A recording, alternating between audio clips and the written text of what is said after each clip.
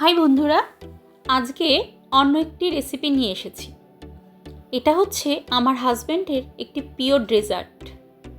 টাইটেলটা দেখে অবশ্যই বুঝে গিয়েছেন, গাজরের হালুয়া।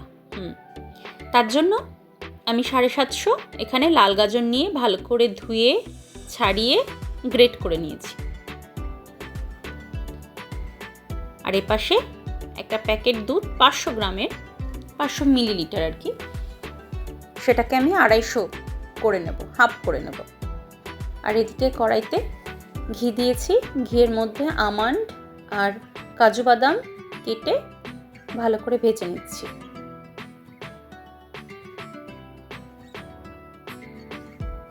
একটু লাল লাল হলে ভেজে তুলে রাখবো। তারপরে 2টো এলাচ ফাটিয়ে ঘিয়ের মধ্যে দিয়ে দিলাম। এরপরে গ্রেট করে রাখা গাজরগুলো কড়াইতে দিয়ে ভালো করে নেড়ে নেব। একটু সময় নিয়ে নাড়তে হবে যাতে ভেতরে কোনো জলভাব না থাকে, নয়তো গাজরের গন্ধ বেরোবে। দেখুন একটু বাদে কালারটা চেঞ্জ হয়ে এসছে। এরপরে আরেকটু ঘি দিয়ে আরেকটু নাড়বো।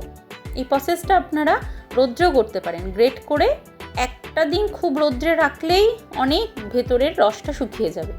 তারপরে সিমাইয়ের মতো হালকা ঘিয়ে ভেজে নিলেই হয়ে যাবে, এতটা সময় লাগবে না। কিন্তু আমি যেহেতু রৌদ্রে দিইনি, কড়াইতেই করে নিচ্ছি। ব্যাস, এবার দুধটা আমার হয়ে গেছে গাঢ়। দুধ দিয়ে দিলাম আর একটু রেখে দিলাম। তার মধ্যে আমি আমুল দুধ গোলাবো।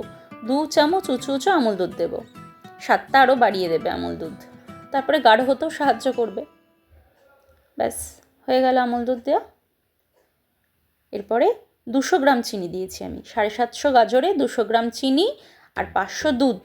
আর 500 দুধটাকে আমরা জ্বালিয়ে অর্ধেক করে নেব। ব্যাস, এরপরে কিছুক্ষণ ফুটতে দিতে হবে। আর এদিকে আমি 3টে এলাচ গুঁড়ো করে রেখেছিলাম, এলাচের গুঁড়োটা ছিটিয়ে দিলাম। দেখুন চারপাশটা শুকিয়ে আসছে।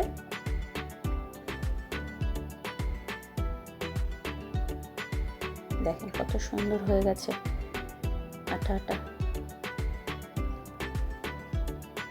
ব্যাস, বাদামগুলো দিয়ে দিয়েছি ভেতরে।